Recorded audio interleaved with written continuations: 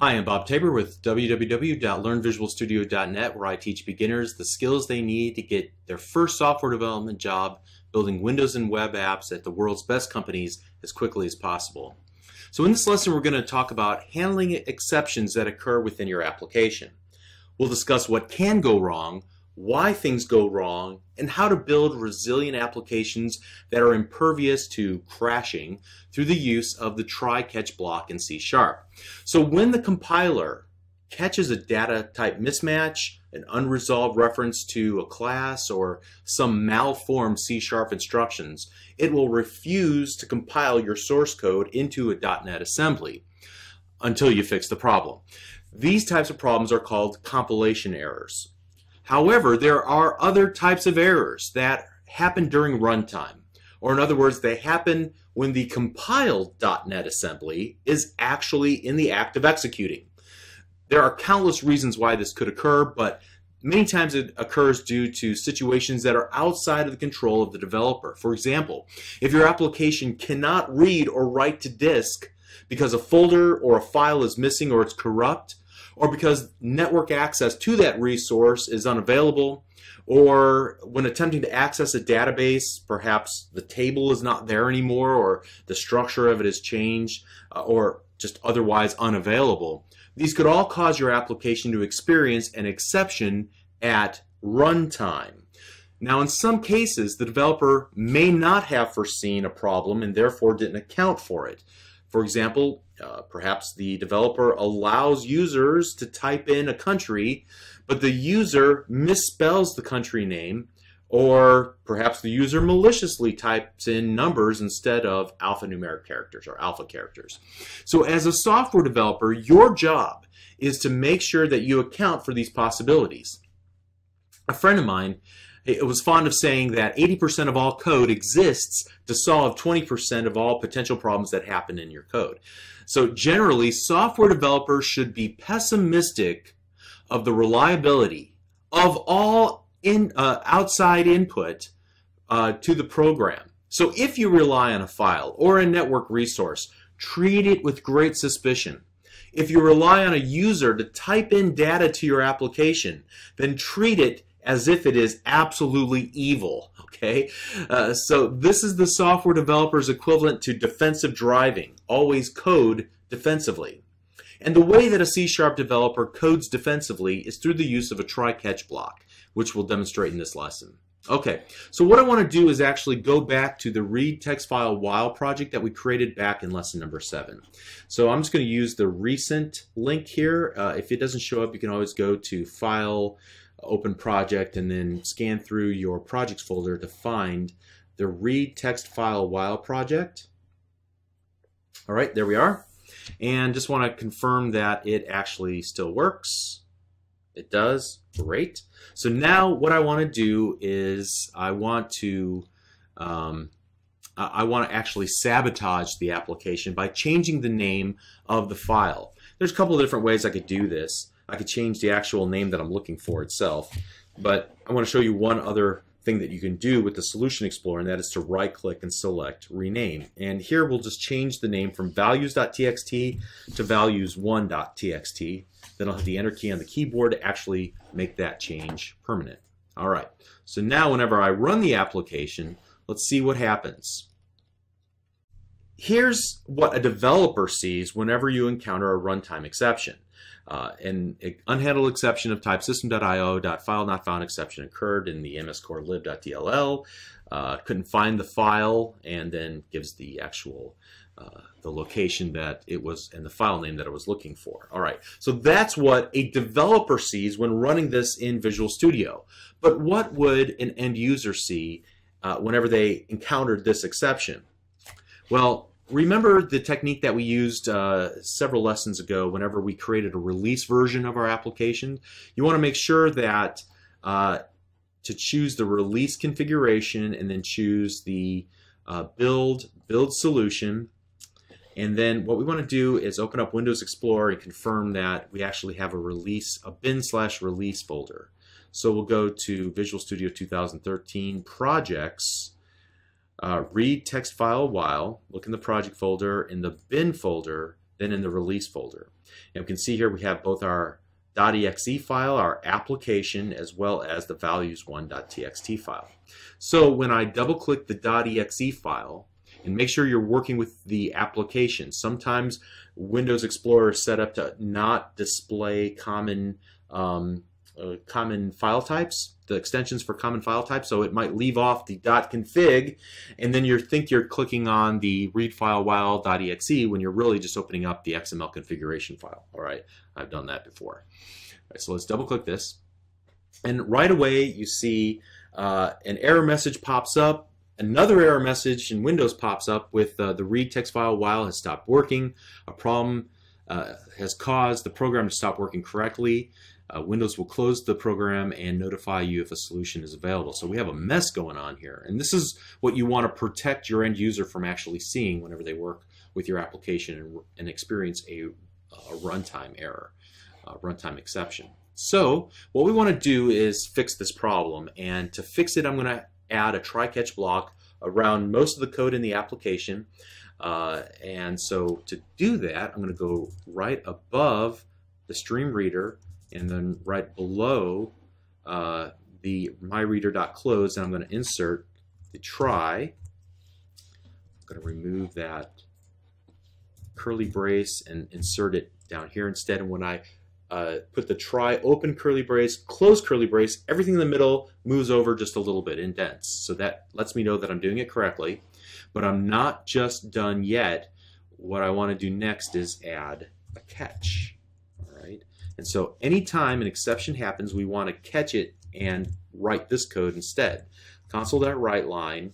And I'm going to give it just a real simple message, something like, something didn't quite work correctly. All right. Now, ideally, we'd give it a much more meaningful error message, and we'll come back to it and add one in a little bit. Ideally, we would give a little bit more information, help the user debug the problem on their own, but in this case, we just want to start simple. Let's go ahead and run the application now, and when we do it, you can see that we catch the exception, we run this catch block of code, display this console message to say, something happened, it was a problem, but at least they don't see the error message, right? So that's an improvement. We can take this one step further by actually catching the exception, and to catch it, we will create an input parameter of type exception. So exception E, catch exception E, and then here what we'll do is we'll actually display the exception. And there's a lot of information that we can retrieve about the exception. We can get, for example, the source. We can view the entire stack trace, which is the call of one method to another method to another method to kind of see what was the sequence of events that led up to this exception. We can view any inner exceptions, so smaller exceptions that bubbled up to create a larger exception, and any data and things of that nature. But what we want is just to print out the actual message itself. So let's go ahead and run the application again. This time we see something didn't quite work correctly, and then we see the reason why the message why it couldn't work.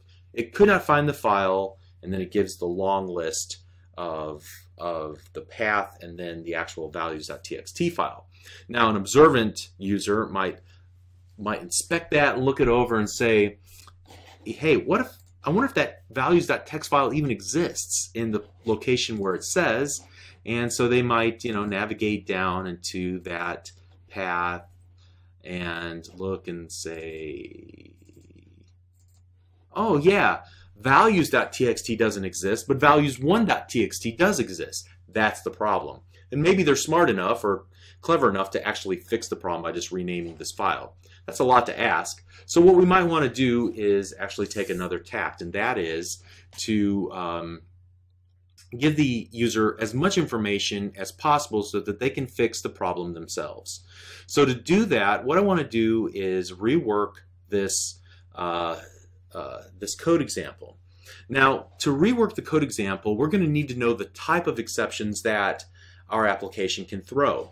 In this case, if you hover your mouse cursor over the stream reader, the data type, you'll get a little bit of information, but if you hover your mouse cursor over the actual constructor, the one where we create the new stream reader, open and close parentheses, you can see that the number of overloads that are available, and then the number of exceptions that can occur in the constructor. All right, and so there are, for example, argument exceptions, argument null exception, file not found exception, directory not found exception, okay, and then just general I/O exceptions. And we can look up each of these in MSDN like we did previously and learn a little bit more about the conditions that prompt these exceptions to actually flare up and happen.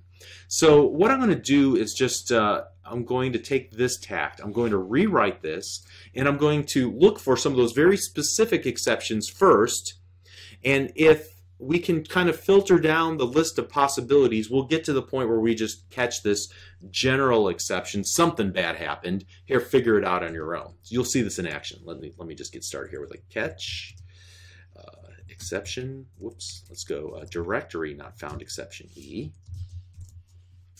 So then we'll do console.writeLine,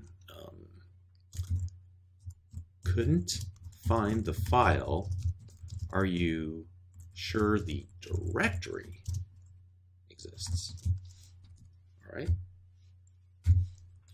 Then we're going to catch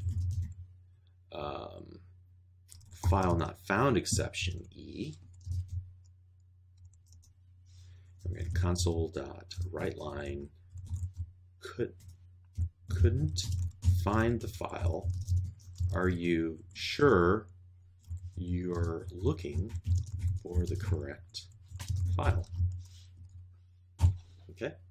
And then finally we'll have that exception E there. All right, so in order to break this correctly, I'm going to have it start by looking in a subfolder called boo. And I know boo folder does not exist. So what I'm trying to do is trigger this first exception happening. So let's go ahead now and run the application.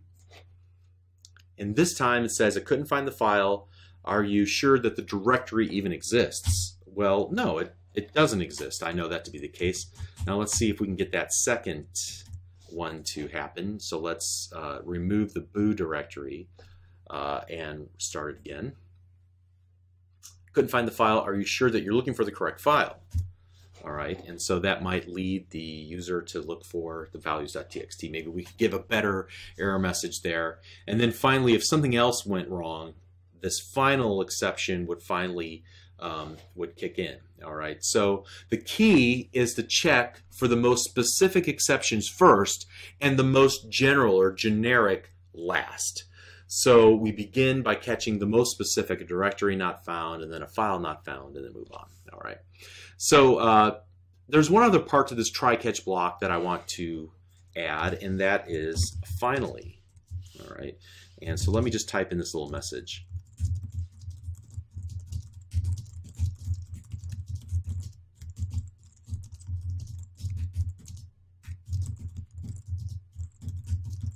All right, great. All right, so as you can see here, you want to use the finally to wrap things up. So if there was some way to close a connection, deal with with the fact of the matter that you can't get to the resource that you need to, think about the logic that would leave the data in an incorrect state and then address it here in the finally. Okay, so that's the purpose of using that, and you want to try to clean up as much as you can before you move on. All right. Now, as we look over this structure, this try, catch, catch, catch, and then finally, on the surface it might seem to make sense to you to just wrap your entire application in a try-catch block. But frankly, that's a little bit lazy. Some developers have done that, but they're often ostracized by end users for providing these cryptic error messages. I mean, just think if we were to just leave these off and just rely on the exception E, and then something didn't work, figure it out for yourself. All right, that's a little bit lazy. So typically, you'll see some error messages that no human except maybe the guy that actually wrote the application could even understand. Well, the reasons developers do this is because they sometimes take that exact approach, leaving exception handling to the very end of the software development process. And so that leads to this catch-all that's convenient for the developer, but it's maddening for the user. And I'm sure you've been there and seen those maddening error messages before. So you should strive to put the same amount of attention into protecting your user from having to guess what to do next or how to fix the problem. If you, the developer, can fix the problem for the user without the user knowing it, awesome. You should do that. If you can't, well, at least identify the exact problem and then ask the user for input that you might need to handle that situation gracefully. You should protect the end user from losing data or feeling stupid at all costs. That's what makes your application polished, and it's what users expect, a reliable experience. No surprises. All right.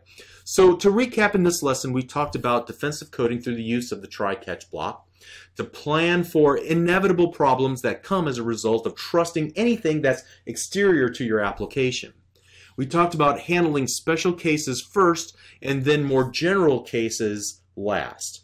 And we talked about the mindset of the conscientious developer who seeks to advocate and protect the user from losing data and from even having to make tough choices or from feeling dumb while they're using your application.